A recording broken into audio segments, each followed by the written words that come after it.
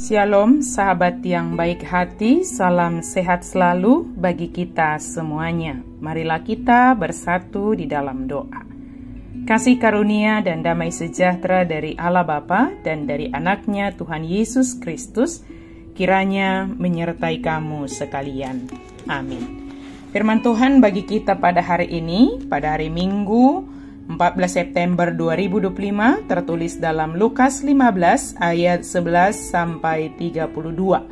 Kita bisa baca di tempat kita dengan lengkap. Saya baca ayat 17 dan 18. Lalu ia menyadari keadaannya, katanya, "Betapa banyaknya orang upahan Bapakku yang berlimpah-limpah makanannya, tetapi aku di sini mati kelaparan. Aku akan bangkit dan pergi kepada Bapakku dan berkata kepadanya, Bapa, aku telah berdosa terhadap surga dan terhadap Bapa." Sukacita atas kembalinya anak yang hilang. Sahabat yang diberkati Tuhan, tentu kita sudah biasa mendengarkan cerita tentang anak yang hilang ini, atau perumpamaan tentang anak yang hilang. Dan cerita ini bisa kita pahami sebagai bentuk perumpamaan yang disampaikan oleh Yesus. Di bawah hukum Yahudi, maka seorang bapa tidaklah bebas untuk membagi-bagikan hartanya kapan saja ia suka. Anak tertua haruslah memperoleh 2/3 dari harta dan yang muda sepertiganya. Ulangan 21 ayat 16. Bukanlah sama sekali merupakan hal yang tidak lazim apabila seorang bapa membagi-bagikan hartanya walaupun ia belum mati, jikalau ia berkehendak untuk pensiun dari segala urusan tentang harta. Tetapi di dalam permintaan anak bungsu itu sepertinya terkandung tanda kutip kekejaman tertentu. Ia berkata, "Berikanlah sekarang juga bagian yang menjadi hakku, dan biarkanlah aku pergi dari sini." Bapak itu tidak membantah. Ia sadar bahwa jikalau anak itu memang mau belajar sesuatu, maka ia haruslah mempelajari hal-hal yang sulit dan dengan cara yang sulit pula. Dan ia mengabulkan permintaan anak tersebut tanpa menunda-nunda lagi. Maka anak bungsu itu dengan segera menjual yang menjadi miliknya itu dan kemudian meninggalkan rumah ayahnya. Ia dengan segera kehabisan uangnya dan nasibnya terhempas ke pekerjaan sebagai penjaga babi. Suatu tugas yang dilarang bagi seorang Yahudi. Sebab Taurat mengatakan, terkutuklah dia yang memberi makan babi.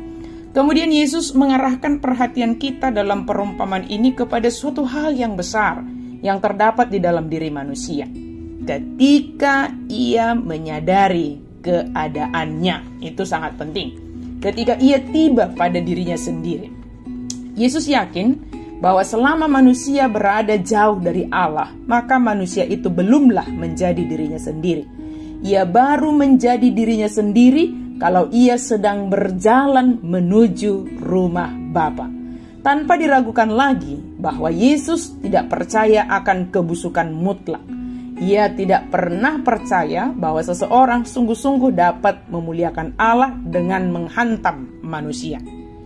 Ia percaya bahwa manusia secara dasariah tidak pernah merupakan dirinya sendiri sebelum ia kembali ke rumah Bapa. Demikianlah anak bungsu itu memutuskan dan memohon untuk diambil kembali bukan sebagai anak, tetapi dalam tingkatan yang paling rendah sebagai budak. Hamba-hamba yang diberi upah, orang hanya bekerja secara harian. Hamba-hamba biasanya bagaimanapun juga masih termasuk anggota dalam keluarga itu. Tetapi hamba yang diberi upah dapat saja dipecat kapan, sewaktu-waktu, sesuka hati tuannya. Ia tidak tergolonglah pada keluarga sama sekali. Kemudian anak bungsu itu kembali ke rumah. Dan menurut teks ini kita baca, bapaknya tidak pernah memberi kesempatan kepadanya untuk menyampaikan permohonannya. Ia sendiri, bapa sendiri sudah berkata-kata sebelum anak itu berkata-kata. Kemudian memberikan jubah, cincin, sepatu. Jubah menyimbolkan kehormatan, cincin menyimbolkan kewenangan. Karena jikalau seseorang memberikan kepada yang lain, cincin capnya, maka itu sama halnya dengan memberi kepadanya kuasa sebagai wakil mutlak. Sepatu sebagai simbol bahwa ia adalah sungguh-sungguh anak yang membedakannya dari budak atau hamba. Dan pesta diselenggarakan sehingga setiap orang boleh bergembira atas kembalinya si perantau itu.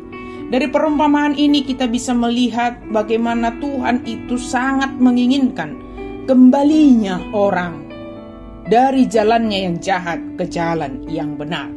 Ketika kita melihat anak sulung itu, maka mari kita belajar, mari kita bersuka cita ketika ada orang yang bertobat.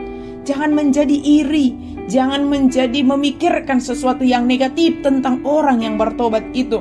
Tetapi mari kita bersyukur, bersuka cita atas kembalinya anak yang hilang, atas pertobatan orang-orang yang ada di sekitar kita. Kita berdoa untuk mereka supaya kita semuanya diundang untuk kembali ke jalan yang benar. Mari kita sadari setiap hal yang kita lakukan ketika kita jatuh ke dalam dosa, ingatlah untuk kembali ke jalan yang benar. Amin. Mari kita berdoa. Terima kasih Tuhan untuk firman-Mu. Kami sungguh bersyukur Tuhan, Engkau memberikan firman-Mu bagi kami. Kami mau Tuhan, Engkau menolong kami untuk kami boleh menyadari akan diri kami sendiri. Dan kami boleh tergerak hati kami untuk kembali ke jalan yang benar, kembali kepada Tuhan. Mampukan kami ya Allah, curahkan Roh Kudus-Mu membimbing kami. Dalam nama Yesus kami berdoa dan bersyukur. Amin.